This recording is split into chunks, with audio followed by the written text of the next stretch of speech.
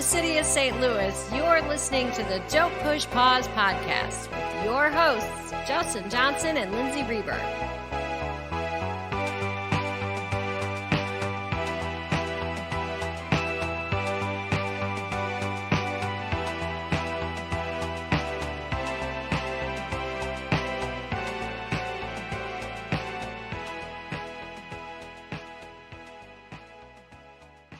Welcome to the podcast. Welcome back, Justin. Hi, everybody. How's it going, Lindsay?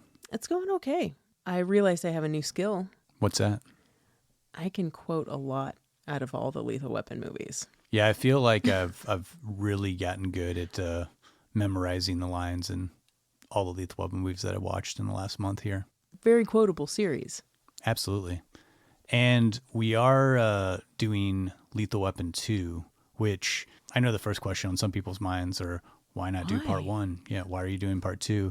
It's a good question. And I think the answer to that question is we both really love Lethal Weapon 2. We've kind of talked a lot about really great sequels in the last 4 years on this podcast. And I think that there's a lot of hot takes out. Lethal Weapon 2 is better than Lethal Weapon 1. Okay. I wouldn't go that far. But I do think Lethal Weapon 2 is in the conversation for one of the best sequels of all time. Yeah, here's what I would say about it, because when you brought this up to me, I admittedly was one of those people like, why wouldn't we do 1? But after thinking about it, I do think that 1 is the better overall standalone film by itself. However, it is very dark. Suicide is like a giant plot point in the movie. It's a great action movie, and I love so much about it, but it's darker. The second one, we are already invested in the Riggs and Murtaugh friendship and partnership. While the first one's awesome, we get to see the buildup of how they became good friends. But in the second one, we're already there, and we're just ready for that ride. I totally agree. I mean, part 1 is superior. I love Lethal Weapon. We wouldn't have Lethal Weapon 2 if we didn't have Lethal Weapon 1. It's a classic film from start to finish, has a great ending, great characters, great story, great dialogue. But part 2, I think, does what you want out of a sequel, and that's the big takeaway from Lethal Weapon 1 is that we love hanging out with these characters. Yeah. Riggs and Murtaugh are a great team. They built this like great little friendship in the first film, and why not let us hang out with these guys and have the fun of their friendship without the dark stuff from part 1 and just open this up on a car chase. Yeah. And, you know, they're riffing with each other and they riff with each other through the whole movie. This to me is a different kind of action movie. I think it's one that is more fun, that is dialed up, but not in a ridiculous way. It's still somewhat based in reality. You know, these guys aren't like superheroes. And then we also get a new additional character to the team with Joe Pesci's Leo Getz, which I think is a fantastic addition to when you're building sequels. You know, you're bringing in another member of the team and another person to bounce off of. And I love the incorporation of a new character. Joe Pesci is like hysterical in this movie. And we'll talk about it later. But again, this whole franchise is one that I really enjoy. And I think that it's something that doesn't often happen where you have 4 really good films in the franchise that are also directed by the same director, which Richard Donner handled all 4 of these movies. That's a rarity. We have a lot of trilogies that carry the same director, but very seldom do we have 4 movies. I think when I looked it up, I could only find like 2 or 3 others. The Indiana Jones series where Spielberg did all 4, and then the Mad Max series that went to 4, which was handled by George Miller. But with Lethal Weapon, we have the central characters back for all the movies, including, which is crazy to me, Murtaugh's kids. Yeah. From little kids all the way to part 4. Yeah. They use the same family. We'll get into a lot of that when we talk about the cast, but getting into Lethal Weapon 2, like we'll be talking about what makes this a good sequel, we'll talk about the franchise, we'll talk about the development of this movie and how it kind of just like came out of the gate after the success of Lethal Weapon 1. For this sequel specifically, I kind of can't wait to get into the themes and overall tones of this movie. There's a lot that's woven into this story and it seems kind of covert, actually, for the time. And themes and messages, you know, we come to find are all throughout each one of the Lethal Weapon movies, and Richard Donner kind of likes to do that. So that's going to be one thing we explore. Also, like you said, the cast, also the music. All the Lethal Weapon movies, same folks are involved in that. We'll get into the music and, of course, the sequels and how 89, we need to talk about 1989. 1989, wild year for Yes. just movies in general, but specifically sequels. Yeah. And once we get done with Lethal Weapon 2, we'll get into our picks of the week. It was, I shied away from doing another Lethal Weapon movie for my pick of the week. We've already talked about 3 in our sequels that don't suck episode. That's true, and I'm certain that we'll do Lethal Weapon 1 eventually at some point in time. But I did want to try to kind of highlight a movie that is underseen, and so I went with Danny Glover in Switchback, which isn't the greatest film, but it's an interesting role for Danny Glover, and it's a nice little like late 90s thriller. I also went with a Danny Glover movie, one that I hadn't seen easily in 20 years and remembered it as extremely heavy. I remembered I liked it, few things about it, but couldn't put my finger on everything that I loved about it, and that was Beloved. Ooh, I haven't seen that probably since it came out. Yeah, I'm so happy I revisited this one and now own it. What a great addition. Well, as always, we'll round things out with our Murray moment, but before we get into our first clip from Lethal Weapon 2, Lindsay, can you give us a quick description, a brief summary, your interpretation of what this movie's about? Why, yes, I can. LAPD duo Sergeants Murtaugh and Riggs are back on the trail of bad guys thinking they're above the law. This time out, we're dealing with unabashedly racist South African drug smugglers protected by diplomatic immunity from their country, lots and lots of cash, and one witness, a neurotic money launderer named Leo Getz, who's the only person who can bring these bad guys to justice. Riggs and Murtaugh are seated with the protection detail of Getz, but after an attempt on his life, the partners are confronted with the impossibility of arresting these representatives from the Afrikaner apartheid government. Our heroes are sidelined. Refusing to take a back seat, Murtaugh and Riggs begin poking the metaphorical South African bear, which is met with extreme violence, bombs, and murder, you name it. The plot deepens even more when Riggs falls for an innocent secretary of these bad guys, and then it snowballs into a very personal connection he wasn't expecting. These are some of the nastiest bad guys Murtaugh and Riggs have encountered, and there are plenty of exciting car chases, explosions, and fights, which lead our heroes to saving the day. I mean, there's 2 more sequels after this. I'm not ruining anything by saying that. Is there another movie in the 80s where a word like totally stuck with you that was so defined, like diplomatic immunity? I just feel like, I mean, this movie came out when I was 12 and it was just like a word that I never heard of. And I'm like, they're kind of explaining it in the movie because they come back to it a few times. So I was like, whoa, like these guys can do whatever they want and they just can declare diplomatic immunity. And, you know, I just felt like smarter after watching Lethal Weapon 2. My mom like tells me to clean my room and I'm like, diplomatic immunity, you know, she's just like, that's not what it means, but it doesn't work. You just like that. felt like you had this new knowledge that defines the movie, like that they can't touch these guys. I mean, it's the last word that the main guy utters before he. Yeah. Diplomatic immunity. Such a good little plot thing to put into the movie. Yeah, and also this movie taught me that everyone in South Africa is racist. I didn't know that at 8 years old. Yeah, I didn't either. All right, let's go to a clip. We'll come back. We'll get into Lethal Weapon 2. Sounds good. You have no idea what you are doing. Oh, I wouldn't worry too much about that. We're professional police officers. We do this for a living. My name is Arjun Radha. I'm Minister of Diplomatic Affairs for the South African Consulate. South Africa, Raj, the home of the Krugerrand. Yeah, among other things. Yeah. These gentlemen also work for the consulate. Would you like to see our diplomatic credentials? Come on! Hey, stand still. Yeah, hold him on. Don't do that. Don't do that. Keep your hands out of there. Here, give me that. Everybody take it easy. Especially you, Riggs. Riggs? You Martin Riggs? Yeah, the Chicago Riggses. What's your name? What's your name? Pierre von Wersch. Oh, fuck, I'll just call you Adolf. Are you Arjun Rudd, Aryan, what? That's you. It's official. Yeah. They are official. Under the Diplomatic Relations Act, no diplomatic agent may be detained or arrested once his identity has been established. And we do have a serious diplomatic situation here, which I will be taking up with your State Department first thing in the morning. Well, you got me quaking in my boots, but I'm still going to bring you down. My dear officer, you could not even give me a parking ticket. Who is the dickhead now, hey? This house is owned by the South African government. This is South African soil. Now get out of here. All of you. Okay. Come on, let's go. I don't want to dig too deep into the original Lethal Weapon because one, we'll probably do that as an episode.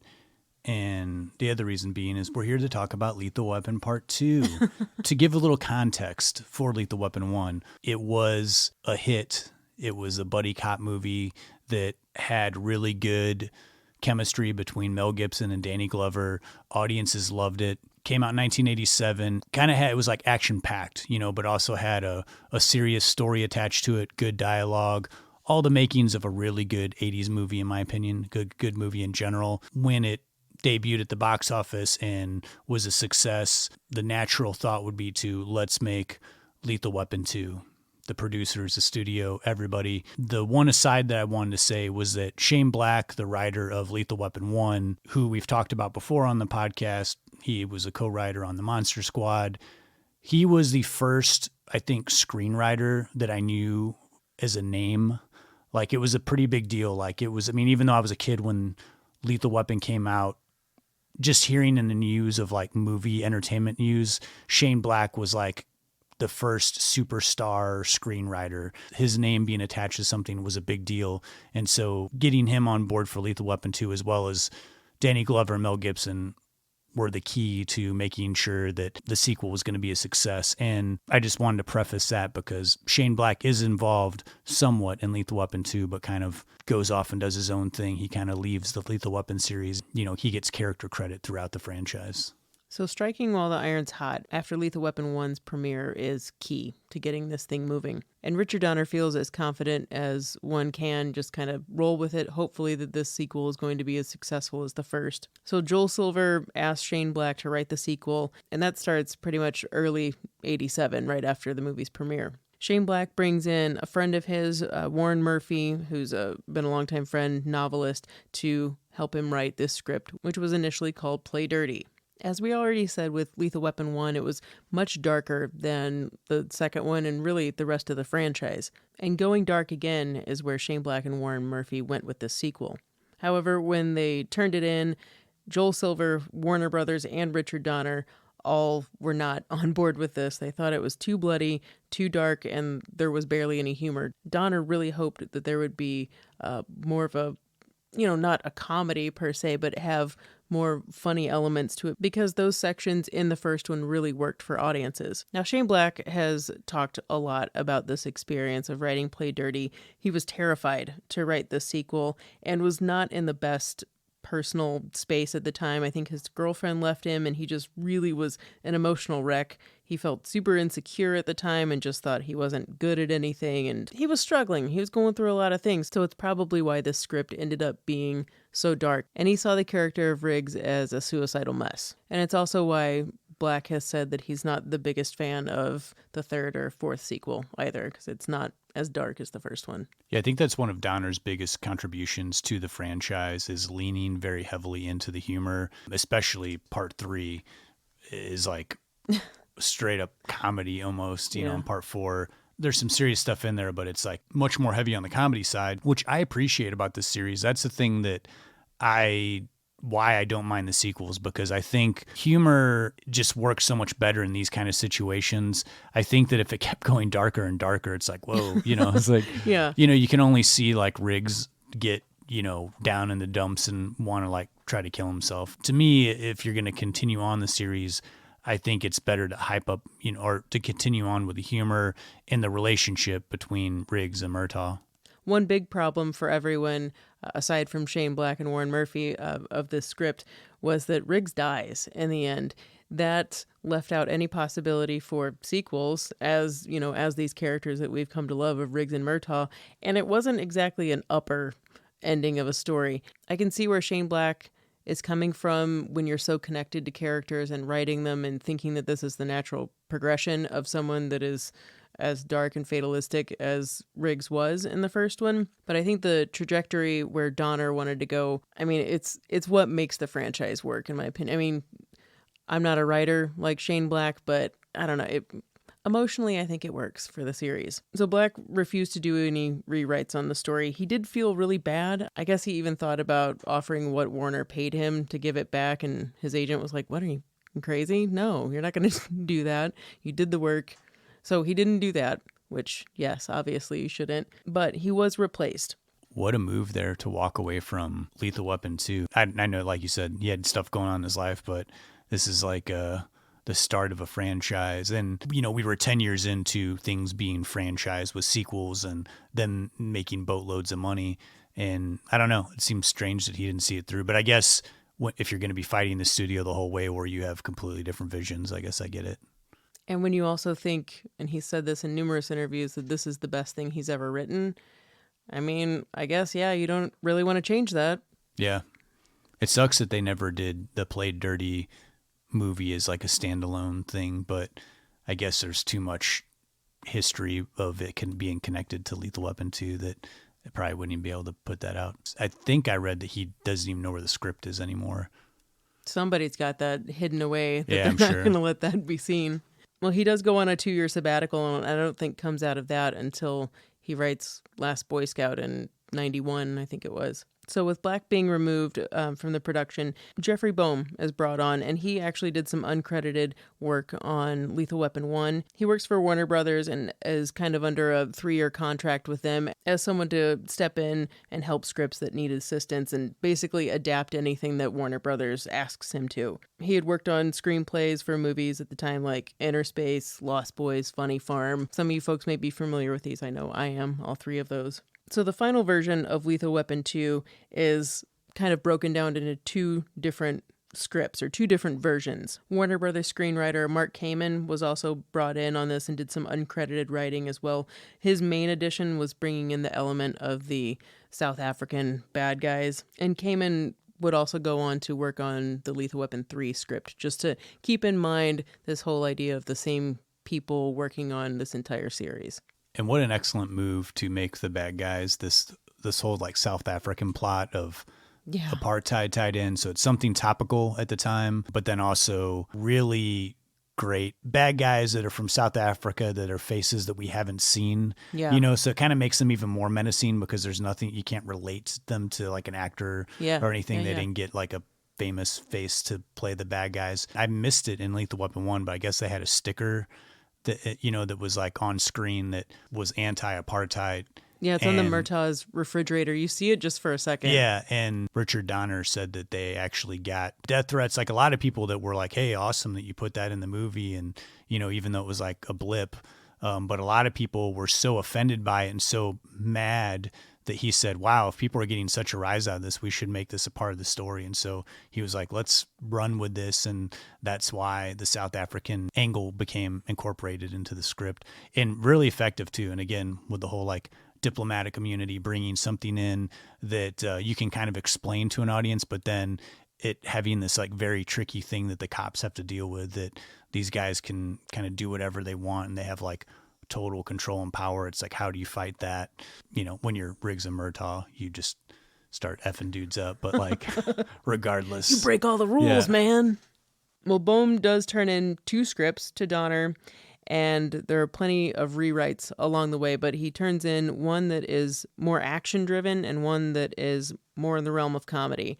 Donner says, let's blend them both together. Boehm must be just is really incredible writer, like prolific. I don't know, just be able to just write on the spot, because Donner was calling him up at 7 a.m. the day of production, you know, fairly frequently and saying, I've got this idea. Do you think you can bang this out and fax it to me in like a couple hours? It's pretty crazy to me, but probably very common for someone who's a screenwriter for Warner Brothers. There were a fair amount of differences between the Boehm script and Shane Black's script. We won't go into all of those, but I would say the most significant ones are the expansion of the Leo Getz character that's played by Joe Pesci. That left more opportunities for plenty of comedy to be thrown in whenever needed. And for the ending, Donner decided to shoot Shane Black's ending and Jeffrey Boehm's, which is what we have in the theatrical release. Black's was obviously much darker. We already said that his script was different in tonality. Instead of it being a question of whether Riggs is going to die or not in Murtaugh's arms, what happens is in the big climactic scene where Riggs pulls down the house on stilts over Mulholland Drive, after the house falls, there's a giant brush fire. He and the main South African villain are fighting, and Riggs gets stabbed to death and dies in this brush fire. It's even worse than what actually ended up in the movie. But it doesn't end there. Allegedly, the last scene of the movie is Murtaugh watching a video that Riggs made for him because he figured he was going to die. Maybe this makes sense in Black's original script that this would work, that with Riggs being a suicidal mess, he didn't really care if he lived or died, but he cared about the Murtaugh family. He cared about Roger. These were the only people that he loved in his life, so he wanted to basically say, you know, I died for you, I loved you guys, that sort of thing. But for me, it just doesn't work in the progression of this movie and adding so much more comedy into it. Justin, how do you feel? Do you think Riggs should have died, no matter in this cargo freighter that we see or in a brush fire? I don't think there's any ending that I like where Riggs dies. Yeah. But definitely the Shane Black ending is terrible. Not only do I think Riggs wouldn't videotape himself or know how to operate a video camera, I also don't, I mean, and obviously there's context that we're missing as far as where his script went, but it's like, when would Riggs have filmed this? You know, like things were going pretty decent for him in part 2. So it's like, did he film this a long time ago? How did Murtaugh get a hold of this videotape? It seems like kind of a cheap ending to me. I mean, a better ending if he had to die would be Riggs dying in Murtaugh's arms, you know, after getting shot.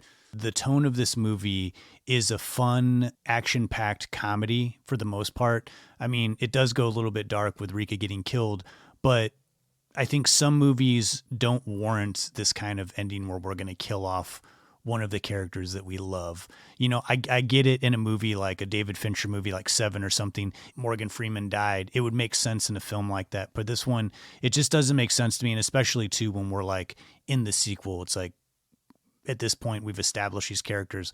It would be silly to kill someone off and not carry on this like legacy into another movie. You know, I just happen to think that Riggs in Murtaugh's arms is basically how Lethal Weapon 1 ended too. Like they're embracing as they both shoot Gary Busey at the same time. Gosh, there's just so much. I mean, in amongst all of this action and violence and blood, there's some real bro love in here, some real friendship. Yeah, I think the two main things that this movie brings is the friendship of Murtaugh and Riggs and the comedy aspect. From the very opening of the movie, we get the Warner Brothers logo and they play the Looney Tunes theme song, which is odd, but then it's almost just to signify like this is a different movie than part 1. This is going to be a little bit sillier and comedy is going to be up front. I honestly do think that Lethal Weapon 2 is a funny movie. I know that like action comedies, a lot of times there's humorous aspects of it, but I actually laugh a lot in Lethal Weapon 2. I mean, especially once we get to the Leo Getz Pesci character, but just the comedy interplay between Danny Glover and Mel Gibson, they're so good together. In just the first 5 minutes of this movie where it's a full-on huge action car chase, but I'm laughing the whole time and you're having fun with these characters. And they've really, you know, they establish early on that they're good friends now. And I love that. But then we also, I think what was a big part of part 1 is the Murtaugh family and Riggs kind of being adopted by them in a way. Yeah. And I love that we get more of that. I would love even more hanging at Roger's house, you know? Yeah. But that's where they hang out. That's where the movie feels isolated. Whenever we see Riggs like at his trailer, it's just like, okay, is he going to be okay? He's by himself. There's just such a warm feeling when he's hanging out with Roger's family. And I love that, you know, he has a relationship with the kids. We see early on in the movie that when Rianne has her commercial, Riggs is joking around with her. He's joking around with her boyfriend. And you can kind of see how comfortable everybody is around him. But we also have his relationship with Roger's wife, Trish, and they have this whole scene about the pen, and he tells her the story about how, he found his pen once he found out that his wife was killed. It's one of the strongest scenes in the movie. It's bringing real drama, and when I watch it, I kind of get choked up a little bit. Yeah. I mean, a lot of it has to do with the fact that Gibson does such a good job of like showing both sides of Martin Riggs of, he can be extremely honest and gut-wrenchingly honest, and sincere, but he can also be a total like lunatic and be cracking jokes after he just jumped out of a 8-story window. But it all blends so well in this movie. I just don't feel like it ever stops with that. Like I feel like we're constantly getting that perfect blend of action, comedy, warmth, friendship, and a little bit of drama. And then also, again, bringing in the South African aspect of apartheid. You get a somewhat of a message, but not a heavy-handed message. People were upset about it. Companies were pulling out of their associations with South Africa because of apartheid. And for a movie like Lethal Weapon 2 to say, let's work this into our story, I don't know, I think it was like a bold move because you could have lost some people like, wait, why are they getting political with the Lethal Weapon 2 movies? But it feels like something that was very relevant, and it was political, but they worked it in a way where it didn't feel like a movie where you're expecting some message about apartheid to come up in the end credits, after the movie's ended. To me, that's one of the smartest ways to get a message across, is to not be heavy-handed about it and slip in these obvious cues. Like, we understand that the South Africans, even if you have never heard of the word apartheid, we understand that these South Africans are friggin' racist, and they are the scummiest of the worst people. So even when, say, 8-year-old me was watching this movie and didn't understand what the word apartheid meant, I certainly knew that it had some association with people like this, and that that's a bad thing, right? So on the most basic level, communicating this message is pretty simple, but leaves you at the end of Lethal Weapon 2 being like, wow, I just watched something with a social message and I wasn't even expecting that. And they add tiny little cues, like they have the people protesting outside, and you see the villain guy who's like, we need to get these people out or whatever, but they don't stop the movie for them to explain, like, why are the people protesting? Why don't they like them? They just kind of leave it up to you as the audience to say, all I need to know is the word apartheid, and the rest, it kind of fills itself out without giving a bunch of exposition about why people are protesting or why these guys are such villains. And again, bringing comedy back into it when we have this scene set up that is meant to distract people so Riggs can get into this building. We have Leo showing up to this agency and saying, my friend really wants to go to South Africa, but I'm trying to convince him not to. Can you talk to him? And it's Danny Glover, and they're talking to this South African guy, and he's like, I don't think you want to go to South Africa because you're black. Like, that entire scene, how it's played is to push the story along, divert attention, create a scene, add comedy into it, and then we immediately go back to the drama of Riggs confronting these guys upstairs. There's this constant interplay between comedy and seriousness, and having a message like this worked into it, you're just not expecting it.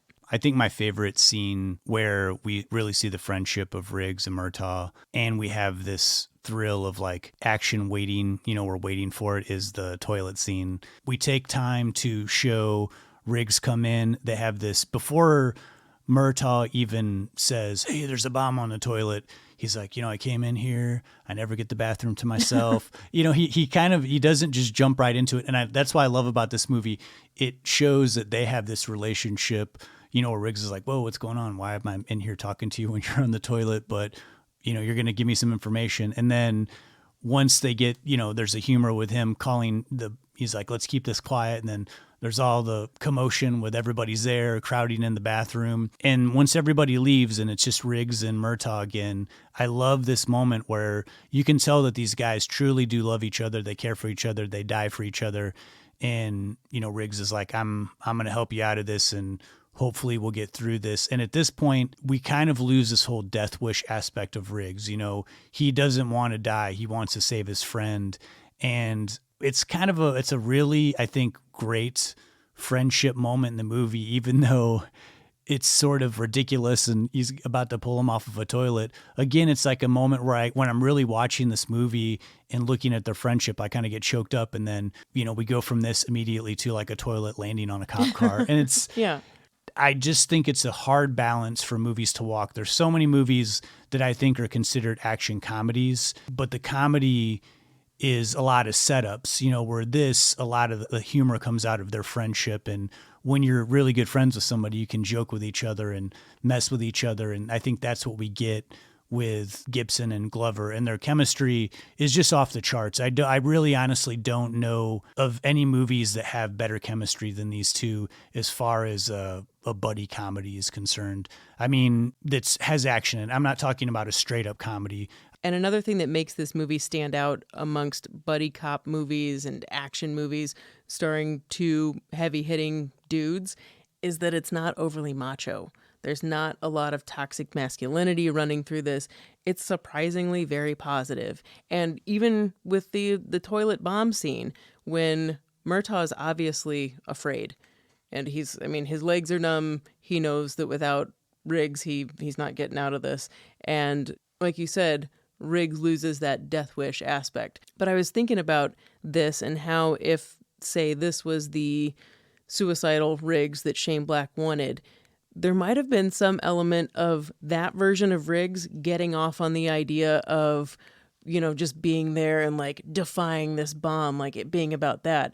But it diverts from what Riggs really is, and that's Murtaugh's best friend, and vice versa. So not having this tough guy aspect in a movie with a hard edge makes this Lethal Weapon and all of them really stand out.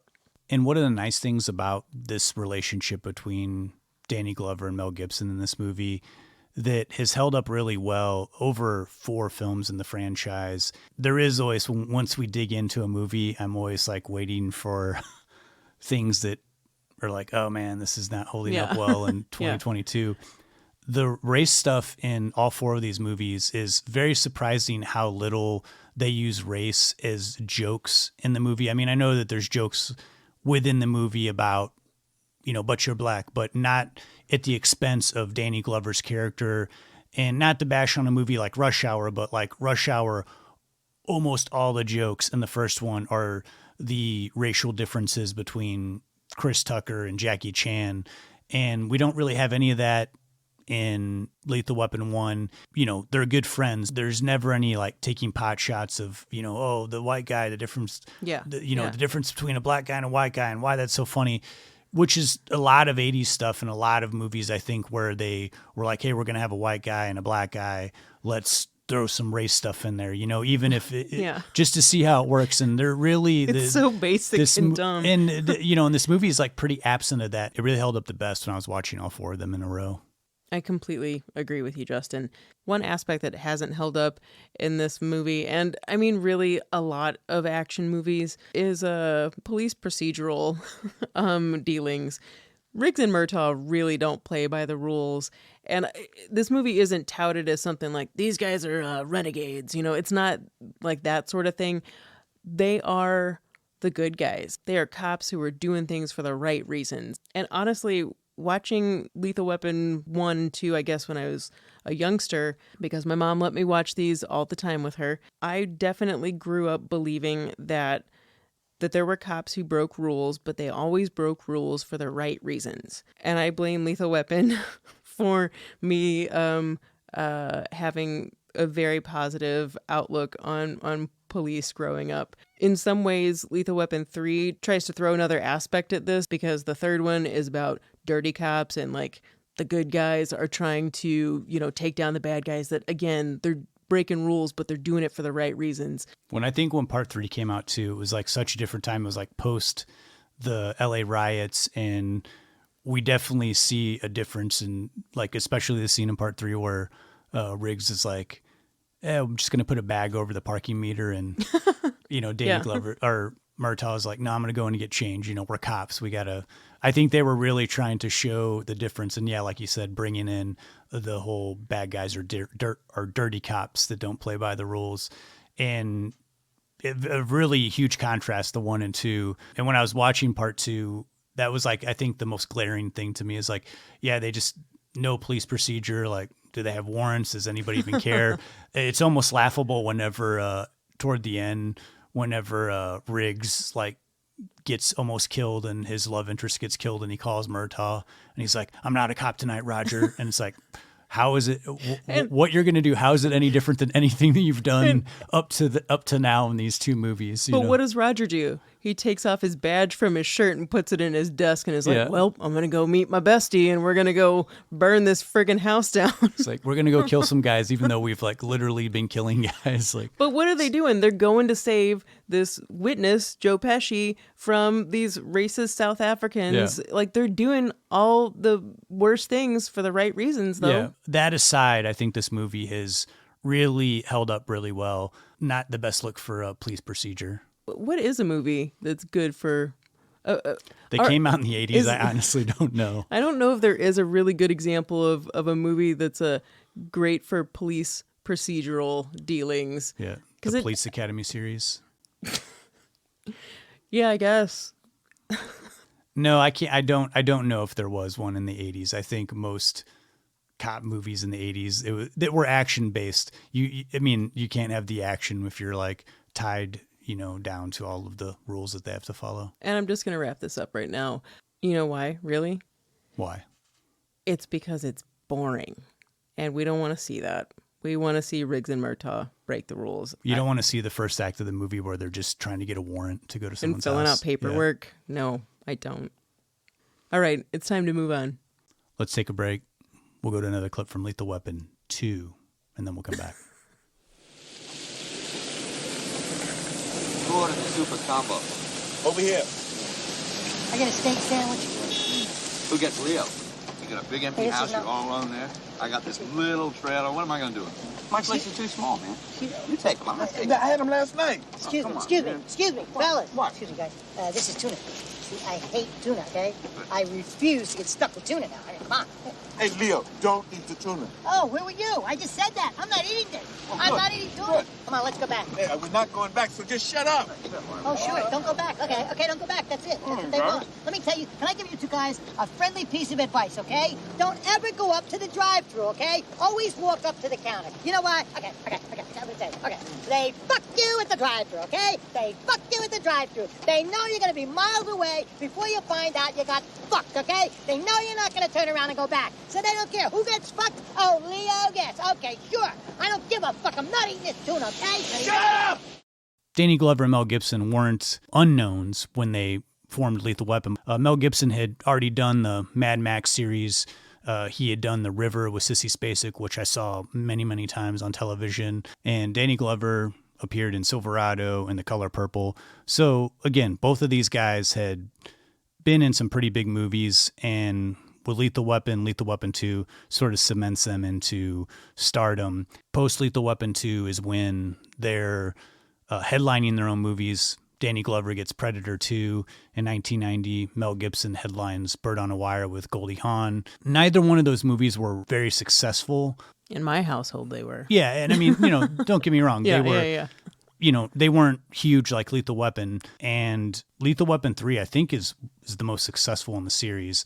Is that right? Yeah, I believe it made the most money. I think when that came out, people were just so happy to see these two together. It's like a chemistry that you miss, and I think that they could have kept on making Lethal Weapon movies. It probably got a little bit too expensive to make because Mel Gibson's star got really, really big. I mean, after Lethal Weapon 3, he had already started getting into directing. He had a couple huge hits like Ransom, but he starred in and directed Braveheart, which he ended up winning Best Director, swept the Oscars. And I think after that, something like Lethal Weapon 4, I swear the budget ballooned from Lethal Weapon 3 was something like $35-40 million, and Lethal Weapon 4 was like $125 million. Wow. Rightly so. The reason why people are coming to these movies is because of Danny Glover and Mel Gibson, so they should be getting paid. Mel Gibson, I think, is an interesting actor. He brings something to this series in general. It's a different kind of action star. He's athletic in a lot of ways. He's very handsome, but not like a Paul Newman handsome. But, you know, you look at him and you're like, oh, this guy's like a super handsome guy, you know, but he's got this like crazy windblown hair. Yeah. And he has the ability to kind of channel this madness that I think he did, you know, in Mad Max. He's done it in many other movies that he did it in Braveheart. But this ability to kind of just look like he's almost like possessed. I think every Lethal Weapon movie, we wait for that moment for him to lose his shit and, you know, go totally ballistic. And there's always a moment for that, and it progresses. I mean, he's crazier in the first one and he kind of becomes more subdued as the series goes on, but there's still always that moment where he goes totally batshit.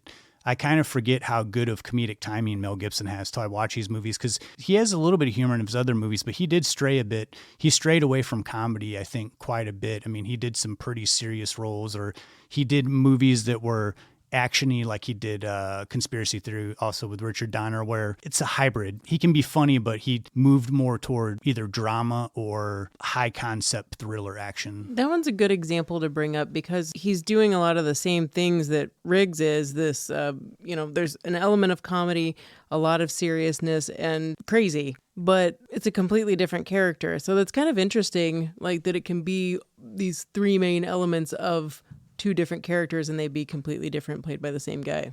And naturally, with every action movie star, the ability to look good when you're performing these action scenes, more specifically running, it becomes a big part of how well somebody looks when they're actually performing these action sequences. And Mel Gibson just looks natural. Don't get me wrong, he's got a stunt person, but the scenes where you can see him, he seems like adrenaline pumped. And again, with the running, you know, he's got this really good charge that looks very intense. Like, I love watching this guy run on screen. Is that weird? No, not at all. He's very bullet-like. Riggs is always on target. He's charging after whatever he's going to get. And the look on his face is of sheer determination. He also has a really good pain look. You know, we get the scene where he usually has to pop his shoulder back in every movie. I love it. And when he does it, you know, this sort of like scream, yell, veins are popping out in his neck. Mel Gibson's a minimal actor, except for when it's called upon for his character. And then you really see what he has, and that fire in his eyes, especially in Riggs, is evident. And he's not afraid to take a beating in movies, like, and look like he's weak. Like, I know some movies where you have an action star, they never really want to be beaten down too much or appear like weak in any scene. And I feel like in every movie, he can, you know, he lets himself take a licking before he, you know, generally comes out on top. But still, it's not something that you always see. I'm trying to think of if it's worse in 1 or 2 where Riggs gets the shit beat out of him more. I mean, 2, he takes a lot of bullets. The first one, he just gets beat up a lot. I don't know. They're both very fierce at the end, that's for sure. Danny Glover doesn't do a lot of the action stuff. Whenever Danny Glover and Mel Gibson are in a frame together, like their profile, it's just like Danny Glover's like towering over Mel Gibson. And Danny Glover's a huge guy. I mean, you would expect him to do a lot of the action-y type stuff, and he does some of it, but I think also, too, they're framing him as to be this older character, like past his prime as far as like dealing with some of this stuff. So he's letting Riggs jump out of windows and do all this other stuff that he'll like come by in his car and pick Riggs up after he's chased down one of their perps. Sure, Murtaugh's going to cruise by and pick up Riggs, but he's got his fair share of action scenes. And one thing that dawns on me with every single Lethal Weapon movie is because it's played up so much as far as I can't wait to retire, you know, that whole thing with Murtaugh, is Danny Glover's a fairly, you know, young dude. He's younger than what he's playing in this movie. He's physically fit. We see Roger without a shirt on a couple times. I think even in 4, we see him just in his boxers. Dude's in good shape, but being an actor who's younger, fit, and having to play someone who's kind of supposed to be like, oh, I'm got these creaky bones and stuff. Danny Glover does such a great job at that. And I think about this fairly frequently when, I think in 3, maybe he has a few more, I don't want to say like martial arts moves, but kind of, he does a few more physically active like stunts like that.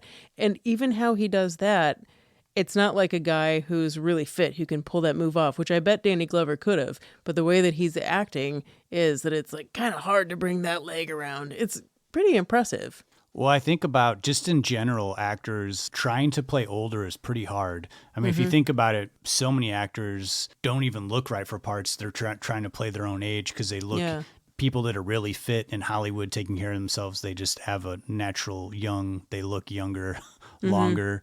When I first started realizing how young Danny Glover is doing these movies, I mean, he's 41 when he did the first Lethal Weapon. He's like 43. I mean, I'm like 2 years older than Danny Glover. In Lethal Weapon 2, and it freaks me out. But he does such a convincing job of someone who's playing, he's playing 10 or 12 years older than he is in real life. It's a subtle performance, but in a lot of ways, it's not just him acting like a character who's seen a lot of stuff and has been doing this job forever. You also see a character who's like a little bit empty inside. He doesn't have any more excitement in his life. Things have been kind of laid out for him. He loves his family, he loves his quiet time.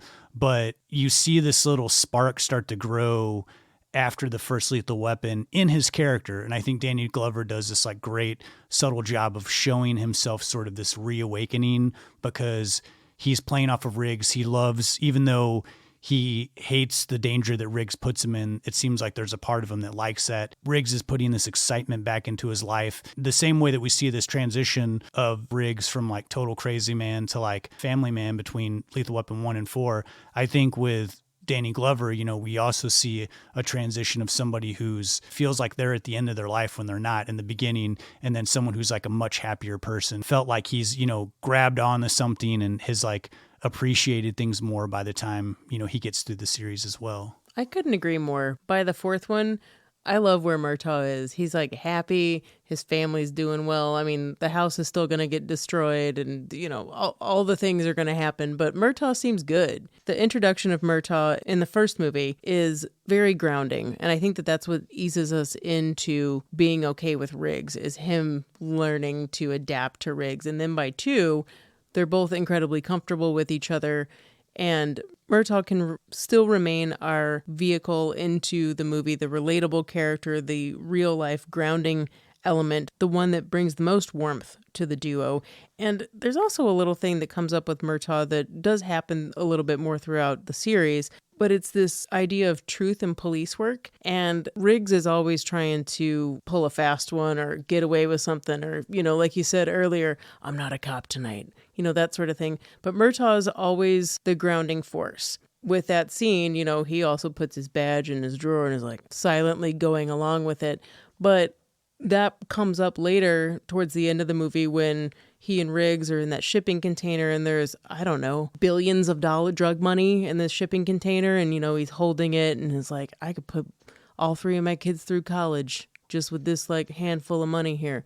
And these thematic elements that occur throughout Lethal Weapon, it's Richard Donner's kind of sly way of reminding us that these are the good guys, even though they're breaking all the rules. And in the scene specifically, I don't think Riggs is testing Murtaugh by any means, but he's saying, just go ahead and take it. Do something good with that money.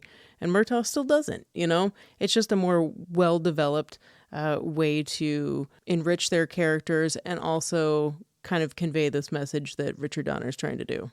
And it always helps, too, if you have a character who's somewhat of a moral compass so that you don't have 2 total renegades. It kind of really balances the pair out. Again, what makes Lethal Weapon 2 so much fun is that they look like best friends by now. From the opening of the movie, we just want to hang out. And I think that's a lot of what this movie is us just getting to see the relationship between Riggs and Murtaugh. But what every sequel does, which is good, is you want to introduce new characters. You want to bring some new flavor into a movie that we haven't seen before. Lethal Weapon does that in a very, very winning fashion by incorporating the new character of Leo Getz, played brilliantly with a comedic fire by Joe Pesci. I think that the Joe Pesci Leo Getz character easily in the wrong hands, either A, forgettable, or B, just so annoying and unfunny that you just would drag the movie down. And it's kind of wild when I'm watching Lethal Weapon 2. there's so much that goes on. We're like so involved with Riggs and Murtaugh. We're like, man, these guys are good buddies now. There's all this action. We're a good 35 minutes into the movie when they get the assignment to go meet and watch Leo Getz. You almost forget, like, oh crap, here's Joe Pesci. He's coming into the movie. And the dynamic just grows by leaps and bounds. And they have someone to play off of, because now Riggs and Murtaugh are bullying Pesci. You know, they're like playing off of each other. Murtaugh knows Riggs' whole spiel, you know, how he's going to treat somebody. Yeah. And Pesci does a really good job of taking the abuse that he gets from Riggs and Murtaugh. You don't necessarily feel sympathetic for him. You're like, guys, you're so mean to this guy. But he makes himself like kind of annoying enough to where you don't feel bad. But then he also kind of throws in his little jabs here and there. And it's a really interesting character. I think for someone that probably was like not going to be like this big part of the Lethal Weapon series, I'm sure they were like testing the waters. He really kind of comes out of nowhere and gives this like great comedic performance that we've seen Joe Pesci do, I think, in later movies. But I think this was the first time anyone had really seen this particular version of Joe Pesci on screen. And it's pretty electrifying. I mean, thinking about sequels, I think it's like very rare a sequel to a movie comes out and then you get a new character that is as fun as Leo Getz. And we've got the brilliant casting director, Marion Doherty, to thank for Joe Pesci, Mel Gibson, and Danny Glover. All were her suggestions. And Leo Getz completes the Three Stooges references that happen all throughout the entire series, too. Something tells me that Leo has been beaten up his whole life. Like, not physically, but he's been a punching bag. So the fact that he can throw jabs back at Riggs and Murtaugh says that he's pretty used to this. And he's a quick-witted dude, but his intensity and just neurotic nature is overwhelming on screen. I mean, I don't know any other actor that can deliver the word okay as many times and as rapid succession as Joe Pesci can so many times throughout Lethal Weapon 2 and the entire rest of the series. And to think about this role in 1989 being, like you said, you know, he probably wasn't intended to be in any of the other sequels, but he's burned in your brain with his vibrancy on screen. It's crazy to see this fun little freak show that he's playing in Lethal Weapon 2 and then turn into such a madman that what we've come to know in subsequent films.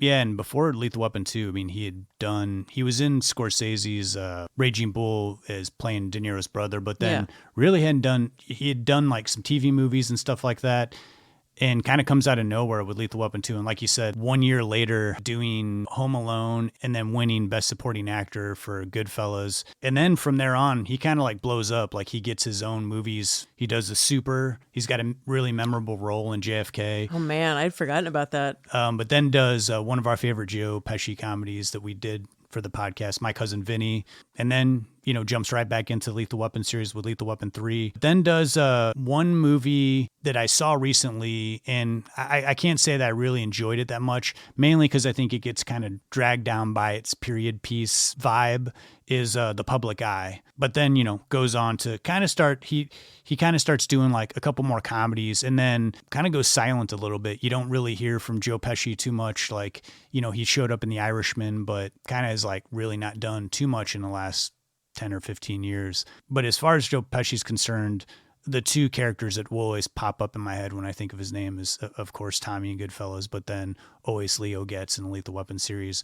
He's pretty unforgettable in Casino, too. Another movie that we've done for the podcast. Yeah, I can't believe I didn't think of Casino. Yes.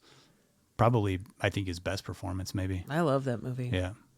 And rounding out the rest of the cast, we have Patsy Kensit, who plays the consulate secretary to the South African villains, Rika Vandenhaas. I think she does a wonderful job in this movie. Another casting choice by rock star casting director Marion Doherty. She had done a ton of TV work and a few movies here and there, a few TV movies, but was really well known for her band a couple years before, The Eighth Wonder. I think the performance that she turns in to Lethal Weapon 2 is pretty wonderful. And I like her character a lot. It kind of is perplexing to me a little bit on, she says, I'm not proud of where I'm from, but I like my job because it keeps me in LA.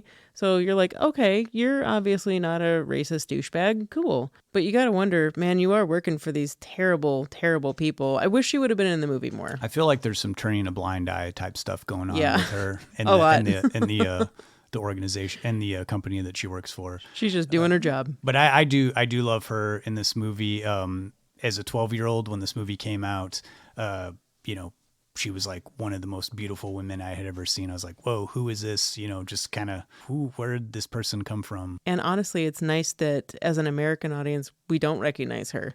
And even though I don't like it when they put kind of a love interest shoehorned into an action movie, I don't mind it in this one so much because I do love her character and her chemistry with Riggs. Also, in turn, the one thing that I don't like about Lethal Weapon 2 is that they give us this nice chemistry and they do have this like really, I would say like rapid fire love interest, like them getting together and then immediately kill her character off. I don't like that she gets killed off in this movie. I understand the purpose, but to me, they already tell Riggs that they killed his wife, and you think that would be enough for him to kind of go mad and say, I'm not a cop tonight, Raj, and like do all the stuff that, kill everybody off.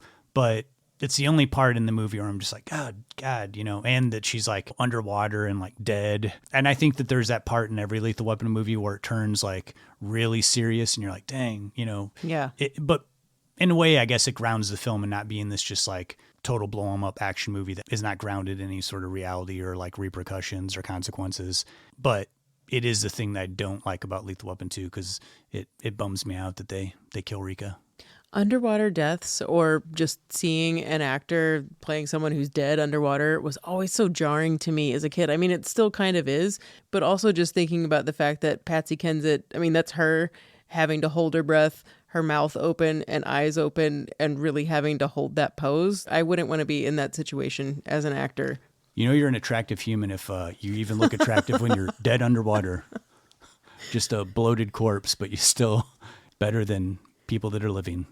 Man, I would put that on my resume if I were her. I agree with you, though. I wish that they hadn't killed her character off. The version of the script where she survives and she and Riggs are having Thanksgiving with the Murtaughs, I could have really stood to have that ending, but the audience really needs to, as if racist jerks weren't enough to hate, and that they killed Riggs's wife, that they're just giant pieces of crap. To really hate them, we need them to have killed Rika. Though the way he kind of like left her at her apartment is questionable decision making, but Riggs is kind of an impulse guy. I get it. But yes, it does make the South African villains much more villainous. I'm queen of explaining away things that don't make sense in movies. And when Riggs leaves her at her apartment, I'm going to blame that on the fact that he's been lovesick over his dead wife for years. And he's probably just had sex for the first time in a long time. I don't think Riggs, hooks up a lot. And so he's got hearts in his eyes. And he's thinking, I'm going to come back for you in a couple hours. You're quitting your job.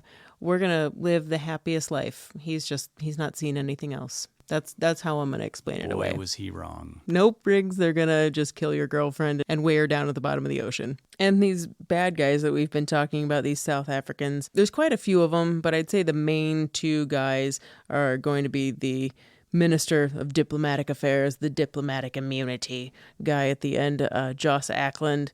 What a villain. I just want to punch him straight in his face. His cheeks are just asking for it. And also Derek O'Connor is the one with the Adolf Hitler haircut that Riggs points out. I think it's only 3 times, maybe 2 times, that Riggs is intentionally mispronouncing Arjun Rudd Ackland's name. He's like, Arjun, Aryan, whatever your name is. Every time he has to throw in some type of Nazi reference, it's never not funny to me. And even though the story gives us plenty of easy reasons to hate them, in order to pull off a believable villain, you have to look menacing. And these guys kind of all do it. I mean, these two specifically do it with such coldness and just no emotion in their faces. Lethal Weapon 3 is probably my favorite of the series, but the villain in that is maybe more wienery, I would say, than everybody else in the series. These guys are just menacing and awful. One of the worst scenes is when they break into the Murtaugh house to tell Murtaugh to back off and duct tape he and Trish's mouth. But that scene makes me verklempt, just the way that they are so confident and could kill them. And these are guys that are obviously skilled. I mean, they single-handedly blow up, 6, 7, 8 other police officers. They set the bomb under Murtaugh's toilet. There's nothing, obviously, that these guys can't do. No, I totally agree. And I think that Lethal Weapon 2 kind of took a page out of the Die Hard villain book of let's make the villains less sleazy and more like prestigious. And I think, like you said, with Lethal Weapon 3, back to a scumbaggy, sleazy villain, kind of a villain you'd seen in so many B-movie action movies. Mm-hmm. And Lethal Weapon 2, these guys, they're well-financed. They're all wearing suits. They're able to like talk their way out of a situation, but then at the same time are ruthless, cold blood killers.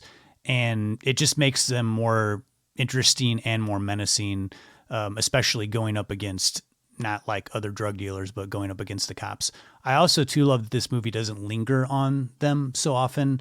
We get a couple scenes, the whole thing with the plastic, laying down the plastic, and they kill the Mark Ralston, our favorite bad guy from Shawshank Redemption. And they use that as a making sure I'm not standing on the plastic. That's, knowing that they're going to kill one of their own for not doing a good job. Obviously professional killers. Yeah, professional killers. I think it was a good choice, especially because we're having so much fun hanging out with Murtaugh Riggs. We don't need to spend like 30 minutes like really, really going into the finite details of what these guys do. The little bit of the information that we do get is coming from Leo, so we can stay with the group, stay with the team without having to spend, again, so much time with the bad guys and looking at what their whole like enterprise is. I kind of like not having any backstory from them and just getting it from Leo. Yeah. Another smart setup that Jeffrey Boehm did with this script was showing us more police officers than what we'd seen in the first one. They were more background characters, and in the second one, they're still background characters, but they actually have lines and they're interacting with Riggs and Murtaugh. And what I love about it is that it's for a reason. I mean, it's a terrible reason. It's setting them all up to, one, show us that Riggs and Murtaugh, they're in this together. They're all a team. Everybody gets along, joking around and working well together. But they're set up like this in order for us to care about them, so these South Africans can kill them off. Another emotional component for us to majorly hate these guys. One familiar face, if you're looking out for it, she pops up in a lot of movies during the late 80s here. Jeanette Goldstein, who is one of our favorites from Aliens. I mean, who wasn't one of our favorites from Aliens, but... Vasquez. Yeah. Who doesn't love Vasquez? And also has a pretty good death scene, too. You gotta love being blown up on a diving board when you're about ready to dive in a pool. It's a pretty good one. But there are two police figures that survive this movie and actually survive the rest of the series. We've got the captain, Steve Kahan, who is an unusual captain. He's on the side of Riggs and Murtaugh more often than not, like razzing them a lot. But we're used to seeing police captains that are like, yeah, you need to get in line or you're going to get it. I'm going to kick your ass out of here, like that sort of thing. I like that for once we have a captain that's kind of supportive and not so much of a schmuck that we're used to. I think in one of the interviews I saw, Richard Donner said that the captain kind of looks like him a little bit. So yeah, there was some joking going on about him being the captain, playing the captain of the Lethal Weapon series. Yeah, I heard Donner say that in the commentary, and I threw down my pen. I was like, oh my God, I'm so happy. No, I remember thinking when I was a kid that for some reason I knew what Richard Donner looked like. I mean, I knew everything about these movies growing up, but I remember thinking that was Richard Donner, and not until much later on realizing that he didn't cast himself in the movie. Would have been a cool cameo. Yeah. I mean, to be the captain, yeah, that would have been a really good one.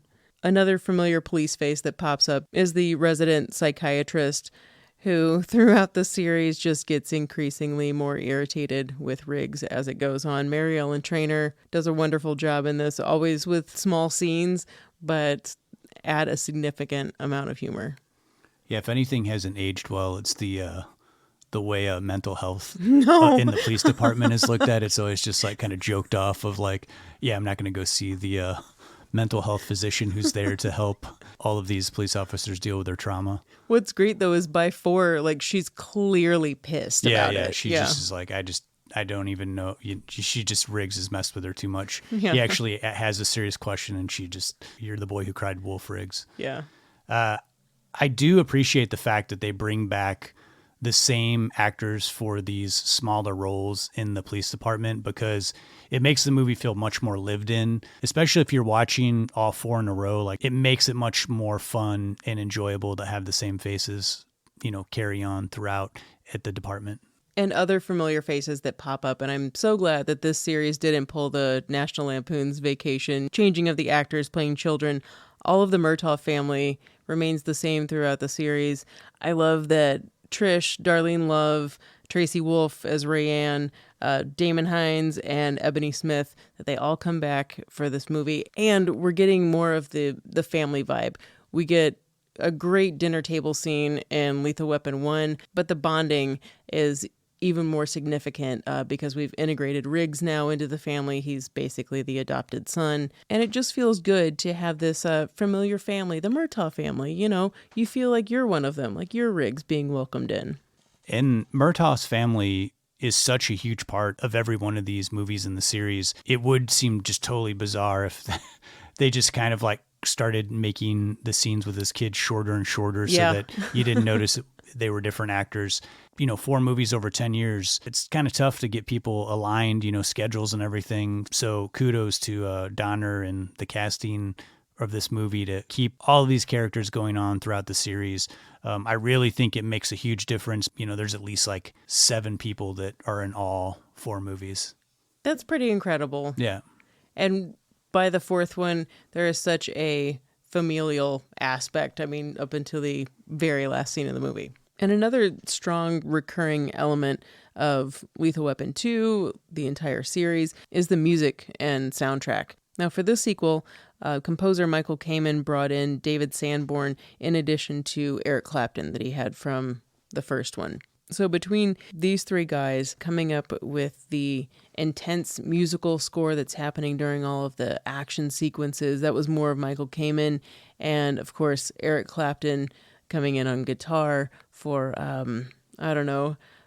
Justin, how would you you're the guitarist here. How would you, it's used for the interlude type stuff, little scenes before something happens. Yeah. Like the rig shows up, kind of thing before the bomb squad gets there. Yeah. The music's like little guitar stuff and little saxophone. The saxophone's used more in the comedy elements of the movie. Not in a jokey sort of way, but, to let you know that this is a little lighter of a moment. Yeah.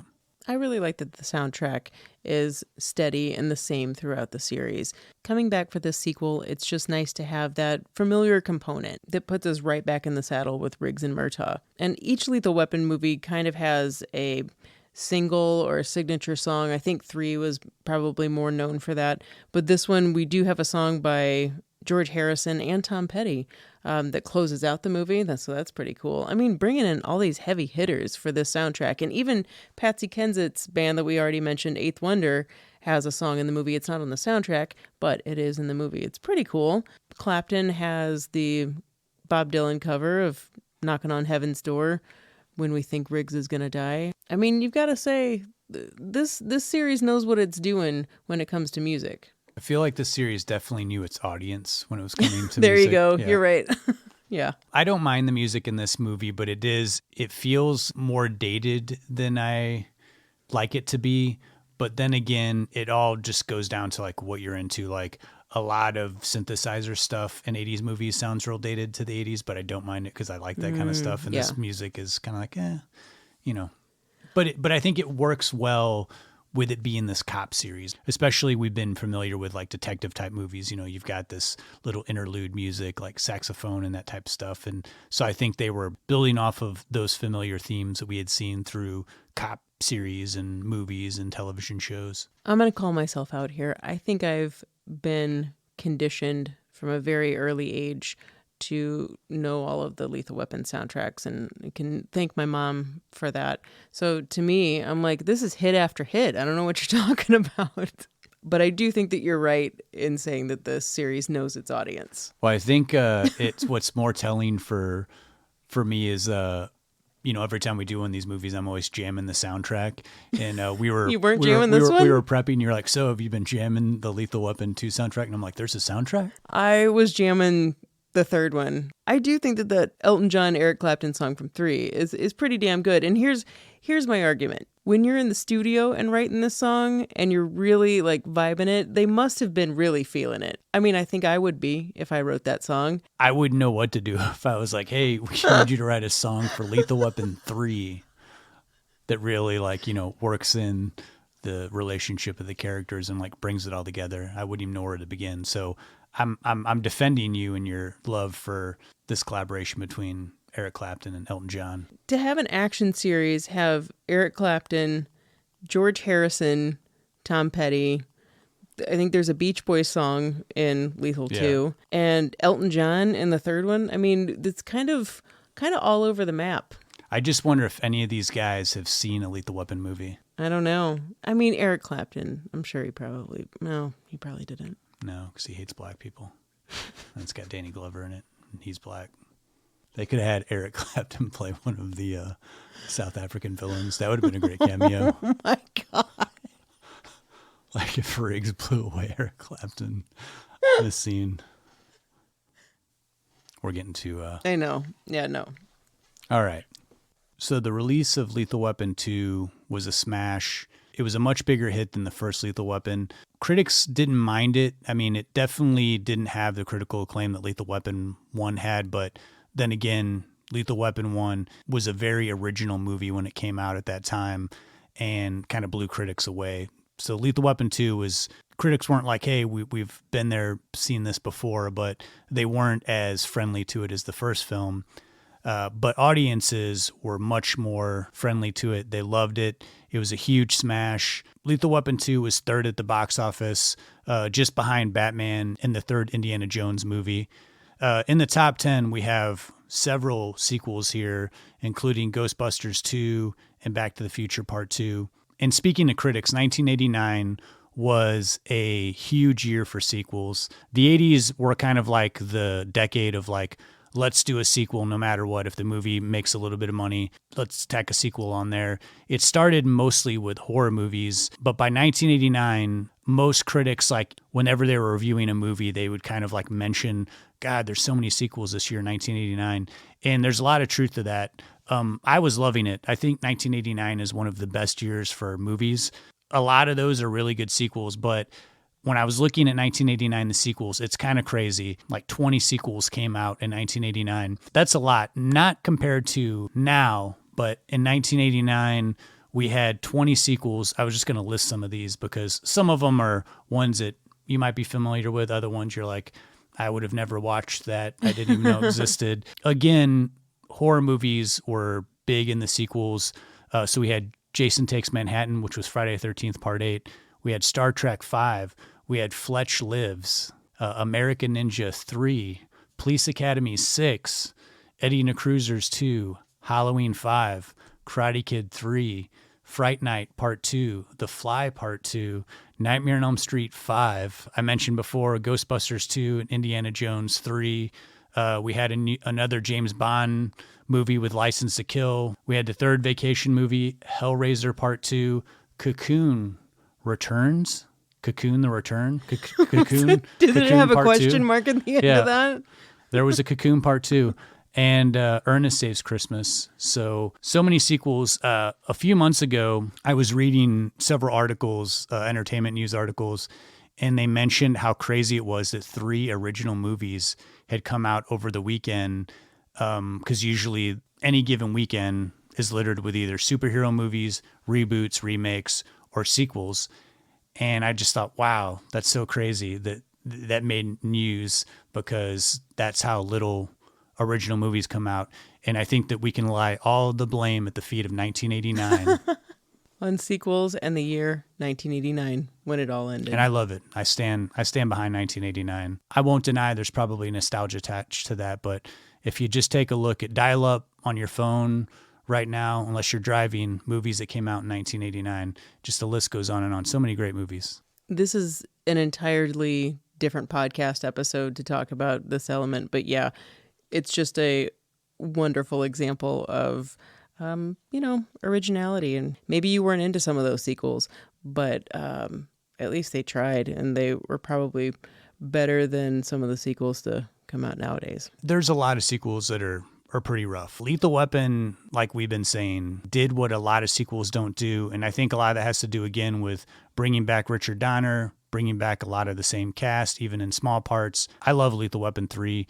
And Lethal Weapon 4, I don't think is bad. I think it gets crapped on a lot, but I think if you go back and you watch Lethal Weapon 4 now, it's actually aged pretty well, and it kind of hits on some stuff that, like human trafficking, people talk about all the time. Nobody was really talking about it in 1998 when Lethal Weapon 4 came out, and it's a huge part of the plot, huge part of Murtaugh helping out some immigrants who have been caught up in human trafficking, and introduces a new comedic role for Chris Rock, brings back Leo Getz, brings back Rene Russo, who I loved in Lethal Weapon 3. I think she's the best part of Lethal Weapon 3. I love her character so much. In my mind, just a great franchise that just kept adding some more humor elements, but still kept the action going, and then also showed a full progression of its characters. I always say that I don't want to bag on a movie and then I bag on it, but I don't want to bag on the Die Hard franchise, but I feel like the Die Hard franchise is very much a John McClane, and Die Hard 1 isn't too much different than he is in Die Hard 5. He's sort of the same grizzled character who's not really happy about stuff and feels like he's been given the short end of the stick. Seems like he's just miserable the last 3 in the franchise, whereas this one, I feel like there's a lot of warmth, there's a lot of energy, and I still care about these characters of Murtaugh and Riggs all the way to Lethal Weapon 4.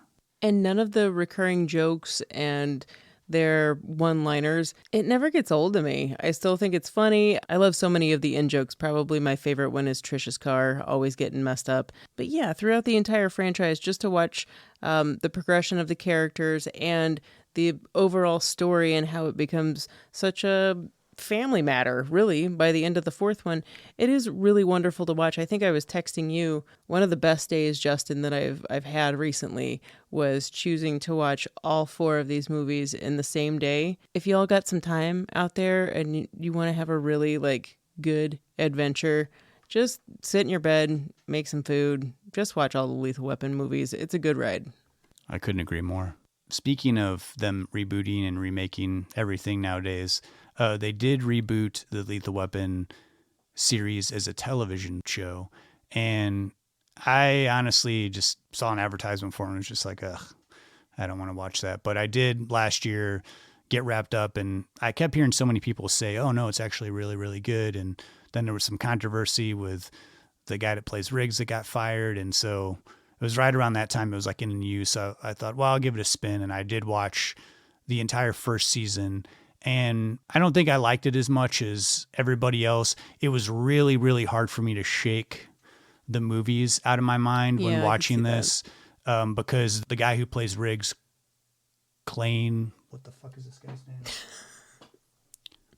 The guy who plays Riggs, Clayne Crawford, just can't even hold a candle to Mel Gibson's Riggs. And Damon Wayans doesn't really, I don't know, he just didn't work for me as Murtaugh.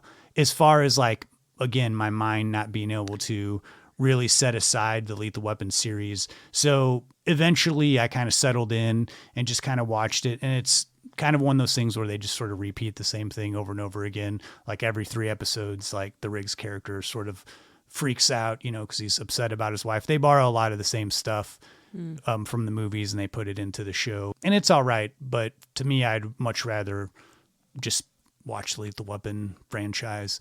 Now, what about a Lethal Weapon 5 that's being rumored? How do you feel about that? Man, that's tough. I think if they would have done a Lethal Weapon 5, maybe 3 or 4 years outside of Lethal Weapon 4, I would have been on board. Mm-hmm. But now we're at 25 years after Lethal Weapon 4. I just think too much time has elapsed.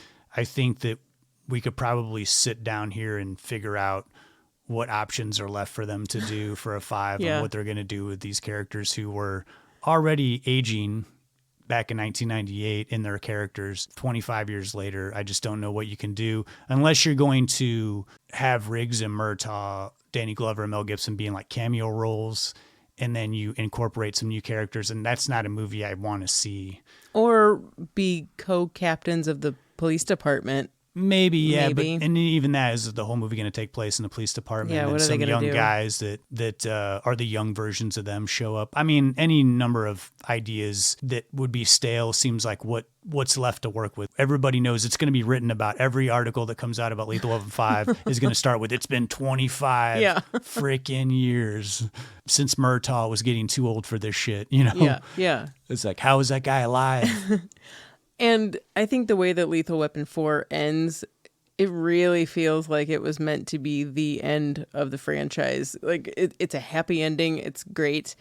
And, I mean, there's even a storybook montage of the production that goes back to the first one. It feels like it is supposed to be the end. So part of me hopes that it doesn't happen, even though I love this family of characters. But you know what? If it does happen, I'm definitely going to see it. So. We'll go see. I'm definitely one of those people that says, I'm so sick of the Star Wars, movies, and then I'll go see the next one in the theater. But, and I'll still laugh when Danny Glover's really way too old for this shit to even, probably too old to take shit. I'm sorry. I'm so sorry.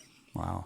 I just think without Richard Donner to me, you're ruining the legacy of like, he directed all of the movies and just, I know Mel Gibson said some story about how like Richard Donner was like, hey kid, you finish it if I die. We got 4 good movies. Why be remembered as like, remember when there were 4 good Lethal Weapon movies and then there was that one that was like, I mean, let's not be negative. Let's not be negative. But it is pretty historic to have the only 4 movies in a franchise be all really solid.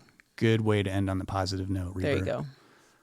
Well, let's stop there. We'll come back with more positive thoughts on Lethal Weapon franchise at the end of this episode, but let's move on to our picks of the week. We both picked Danny Glover movies.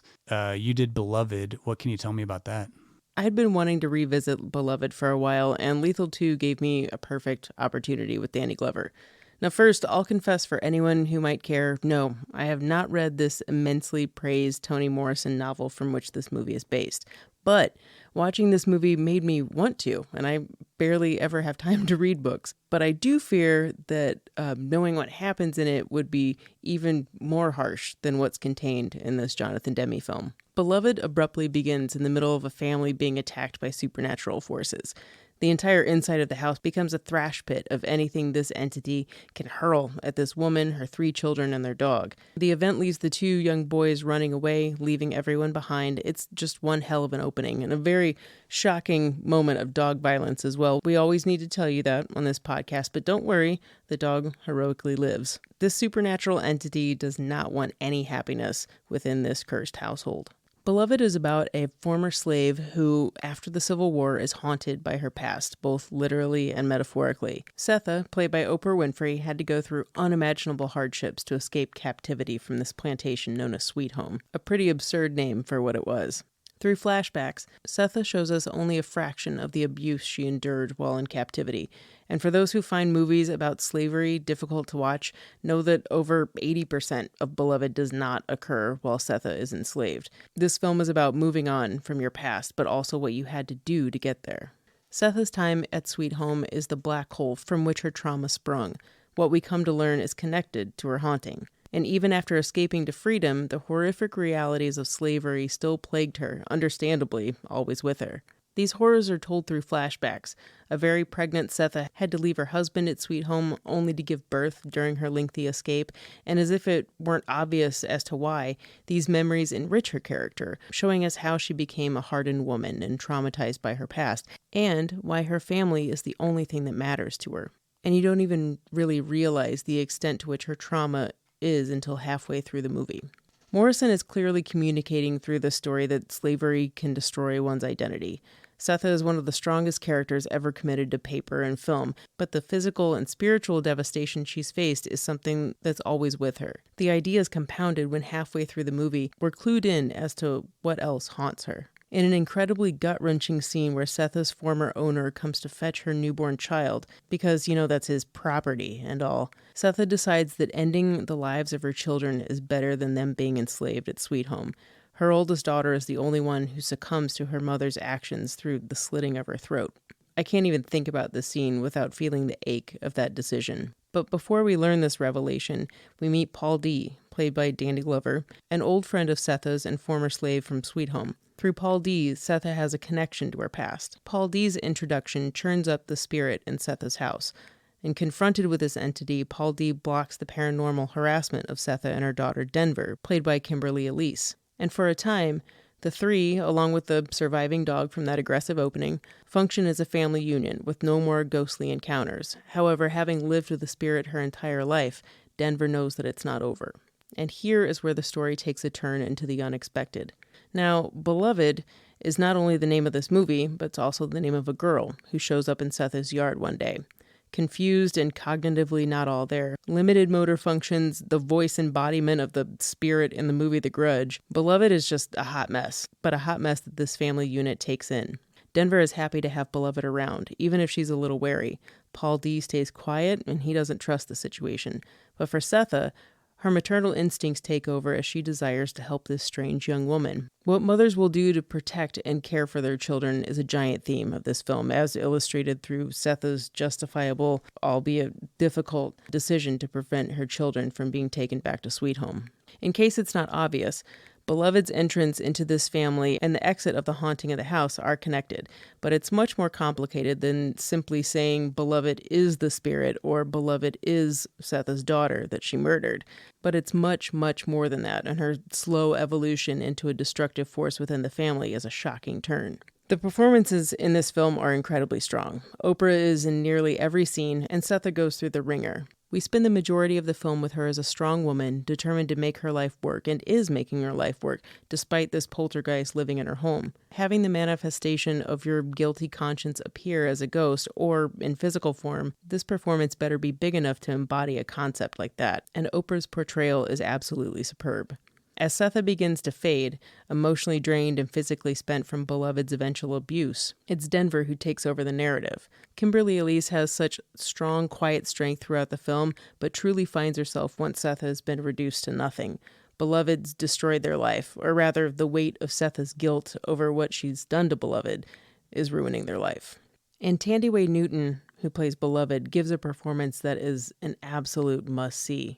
On top of having cognitive and communication difficulties, towards the final act of the film, she's almost completely feral. Newton's commitment to lifting Beloved from Morrison's novel is unrelenting. The range of emotions I went through with her performance, from being curious and wanting her to be helped, to adoring, to, uh-oh, what's going on? And then to total conflicted irritation towards a victim, I was left relieved by the movie's conclusion, which I'm not going to reveal. Newton left me speechless so many times. Finally, with Paul D., Danny Glover's kindness and warmth really comes through here. I'm so thankful that he got to bring this character to life. Paul D's a good guy, and not having seen this movie in a while, I was expecting the exact opposite. I couldn't remember what happened with him.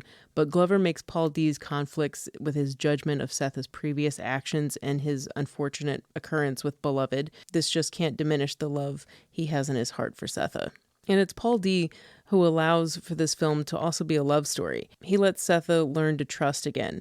For the first time in years, Setha's stone coldness for anything other than her family slowly softens, with her heart being opened once again, even if it backfires with her past actions and physical embodied guilt literally living with her. For Jonathan Demme lovers out there, you'll notice some signature direct-to-camera moves whenever he's partnered with cinematographer Tak Fujimoto. Together, these two pull out visuals of the story and commit to our memory's unforgettable images festering in your psyche. I read a few reviews mentioning how this movie was not uplifting, instead dwelling in the absolutely awful aspects of the story. But I couldn't disagree more. While yes, I straight up cried and clenched my shirt over my heart more than a few times, but I do not believe that Demme or Morrison wanted audiences to leave this movie feeling broken. Beloved is about loving yourself and someone else after trauma. It's about forgiving yourself. It's about being a damn good person faced with an impossible decision. It's the realization that you can be faced with the darkness of your past at any moment, and how will you deal with that? Only you can let yourself down. And most importantly, it's about the haunting, painful memories mostly everyone has. And I don't mean to diminish anyone's life, but maybe not as deeply trying as Setha's life. But through Setha's story, we can see our own life challenges and how trauma can affect us and how we choose to move forward, or don't move forward. Beloved is a truly intense experience, worthy of devoting 3 hours of your life to watching. It's not currently streaming anywhere, but highly rentable, and if you're in a mood for a real genre blender of epic proportions, please give it a watch. When you said you picked this movie, I was thinking, man, I remember it being like a one-time watch for me because it is kind of a devastating movie. Yeah. But now I think enough time has elapsed where I can, I don't have the same ability that you do to like watch these gut-wrenching movies like... up to 2 times in a week. Sometimes we have to do it for the podcast, but I usually mark certain movies like Deer Hunter, like at least 5 years before I can rewatch this movie, Yeah, this one's up there with Dancer in the Dark. Like, I don't need to watch them every year, but I am really glad that I went back and watched it because there were visual elements that I remembered, but there was just so much that I missed in this having watched it 20 years ago. We've talked about Jonathan Demme before with our Silence of the Lambs episode, but such a diverse director, like really tackled all kinds of different subject matter and never stuck to one particular genre. It was really cool that he did this movie. And there are certainly times when you're like, yeah, this is a Jonathan Demme movie. Yeah. All right, Justin, it's your turn. I would love to know about Switchback. I've never seen it. I don't think you're alone in that, Lindsay. I don't think a lot of people have seen Switchback or heard of it for that matter. It was sort of a blink and you miss it movie that came out in 1997. I feel like I start out my pick of the week like this all the time, where it sounds like I disliked the movie more than I liked it. It's constantly a movie where you're like, man, this could have been so good. It's not a terrible movie, but there are so many moments in it where it just kind of lost its footing. But nonetheless, it's filled with a really good cast and a really interesting turn for Danny Glover, which is why I recommend it. The movie starts out pretty creepy, actually. It almost starts out like a horror film. There's a woman babysitting a kid, and a stranger knocks on the door, starts asking information. Before we know it, the babysitter's dead. The kid has been kidnapped. And then the story moves on to one of my favorites when this happens in movies, a small town in Texas. And the majority of this movie takes place in rural Texas. This is where the movie sort of breaks up into different stories. And the rest of the movie, we're kind of jumping back and forth between these stories. One of the stories is Dennis Quaid is FBI agent. He's tracking a serial killer because the killings that took place in this Texas town are similar to other killings in other places that he's been following. We have a police chief who's up for re-election and a sheriff who also wants that job. And so they're at odds. And then we also have Danny Glover and Jared Leto who are traveling together. Jared Leto is a drifter. Danny Glover picks him up. And a lot of the movie is them hanging out and we're getting to know them. This is kind of a murder mystery, so I don't want to spoil too much, but what we do get is Danny Glover playing somewhat of a creepier character than you've seen him. When I watch this movie, it makes me wish that Danny Glover was in a full-on horror movie. I think there's been a missed opportunity to have Danny Glover play a straight-up horror movie creeper. He gets to do a little bit of that in this movie. The movie is written and directed by Jeb Stewart, who co-wrote Die Hard and co-wrote The Fugitive. That's first what kind of perked my interest when I was looking up movies. He wrote some other fairly successful thrillers in the 80s and 90s, but this was his first time at bat as directing, and I think that's where the movie kind of fails. The movie is not really directed confidently. Like a lot of scenes feel like a director who's not as comfortable with staging things, and the action or the thrills seem to fall a little bit short. What doesn't work about the movie is Dennis Quaid here. He doesn't really seem to really... I think that's where the direction was lacking. He just sort of kind of seems like he's like moping around this movie. And we're kind of waiting to get information on why he's there and what's going on. But once you're given that information, the movie does pick up. What to watch for here is the interplay between Jared Leto and Danny Glover. Jared Leto actually quite good in this, and his interplay with Danny Glover I really enjoy. And when you're watching this, just a who's who of cast here. We've got Arlie Ermey, William Fichtner, Walton Goggins, and Ted Levine. All familiar faces here. And for the most part, I think it is sort of an interesting take on a serial killer movie. I just wish the dots would have connected a little bit more if it had a little bit more style to it. I think this was probably a better movie on paper, but I still recommend it simply for watching Danny Glover play a somewhat sinister character. When this was over, and because this was a movie I was unfamiliar with, I was kind of searching Danny Glover's filmography, like trying to find, is there some movie that I missed where Danny Glover plays like a really creepy character? He is in an independent film called To Sleep with Anger by Charles Burnett, and he does play somewhat of a creepy character in that, but not a full-on horror movie, which I would really love to see. There's still time to put Danny Glover in a horror movie and have him really like creep us out. He would have been perfect for the new Candyman. Oh, that's a good idea. He has the ability to be very menacing if needed, and his voice can get me even if he's playing a good guy. All right, I'm going to check this one out. Well, those are our picks of the week, Switchback and Beloved. Here's your Murray moment.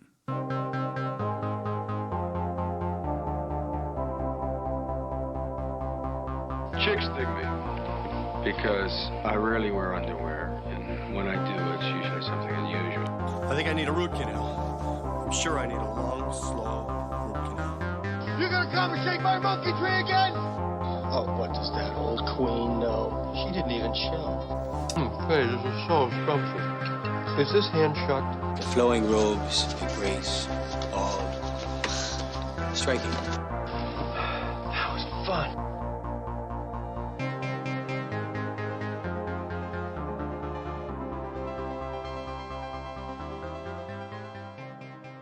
We've done quite a few musical Murray moments on this podcast. And as we said before, Eric Clapton is all over the Lethal Weapon series with his signature bluesy guitar style. Well, herein lies our connection to Billy. Beginning in 1997-98, Eric Clapton helped found and fund the Crossroads Center, a substance abuse facility located on the island of Antigua in the Caribbean. Not only for folks who can actually afford rehab centers, but also at least 15% of the establishment also treats residents of the Antigua area suffering from addiction and can't afford treatment. I also found out that they do some halfway houses for people in recovery as a part of this program as well. But these kinds of organizations can often benefit from additional funds coming in. And when you're a world-famous guitarist with a lot of connections, raising money by creating an entire festival to benefit this center and its program is entirely feasible. It unofficially began in 1999 as Eric Clapton and Friends in concert, but it wouldn't be until 2004 when the Crossroads Guitar Festival was in full swing. And in 2007, when the third festival was about to roll around, Billy's good pal, writer, director, producer Mitch Glazer, who's also popped up in multiple Murray moments, was contacted by the Crossroads Festival producer. Do you think you and Bill would host and maybe you guys would write the introductions, the producer asked Mitch, according to Billboard.com? Well, that was a no-brainer. And for the last few festivals in 2007, 2010, and 2019, Bill and Mitch were on board. Glazer would write introductions for the band or performer. Sometimes Bill would riff on that, but Bill would be the MC for the entire event. Bill and Clapton were already friends, so there wasn't really a question on whether he would do the event or not. And oddly enough, as it turns out, I actually own the DVD of the first year that Bill and Mitch were on the festival. Who would have known? Sorry to whomever I evidently stole that DVD from because I never bought it. At this 2007 show, Bill opens with an unforgettable moment. The man can sing, he can putz around on some instruments, but to open a giant festival with thousands of people in attendance, over 25 artists including the likes of B.B. King, Buddy Guy, Jeff Beck, Sheryl Crow, Alison Krauss, how can Bill contend with opening a show like this? I asked Bill, Mitch said, is there one rock song that you can play guitar to? Bill answers, yeah, Gloria.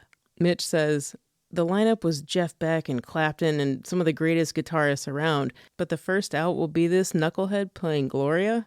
Mitch then said to Bill, maybe Eric should come out behind you playing it too. So these two chuckleheads find Clapton, tell him the idea, and Clapton's like, I don't know how to play Gloria. With that, Bill says, a chimp can play Gloria, give me a guitar. Then he proceeds to teach Clapton the chords. Mitch describes this scene like, it took a second because Eric's trying to learn it from Bill, saying, no, put your fingers here. It was a priceless moment. And when it came time, Bill's got the crowd going, he's playing with great gusto, got the crowd singing with him, and eventually Clapton runs out behind him, guitar in hand, and joins in. It's a really cute moment. As Bill exits, Clapton says, "The king of comedy, ladies and gentlemen. If he could really play guitar, we'd all be in trouble."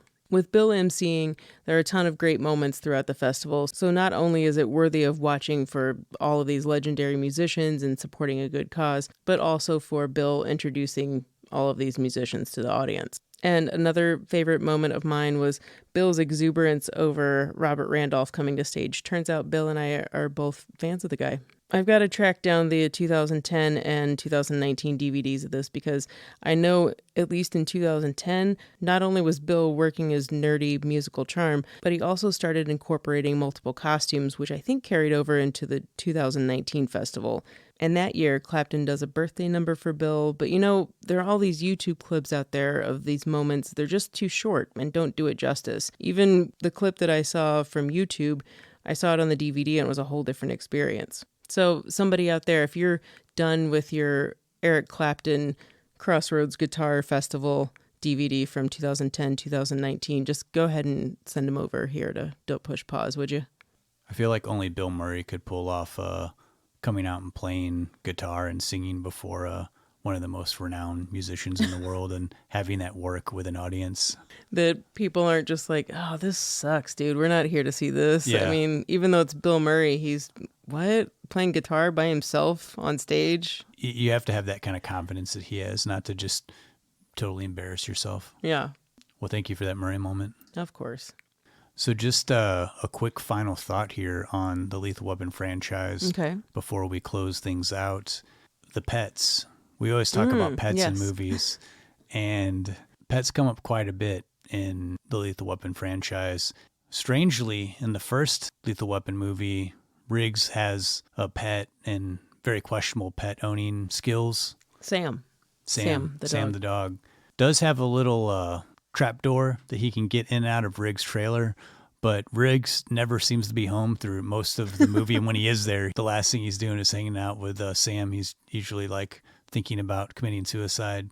And in part 2, Riggs still has his dog Sam. Things get a little shaky for Sam in part 2. Riggs seems to be going to his house more often. He does almost leave Sam behind whenever the South Africans kind of do a machine gun number on his trailer. And it's actually his dog is the one that warns him that there's people outside. It's true. You would think that he would be get in the truck, dude. And he makes up for that in Lethal Weapon 3. He goes back for the dog. But I'm going to make a case for how Riggs treats Sam in Lethal Weapon 2. I think that they're kind of the same entity.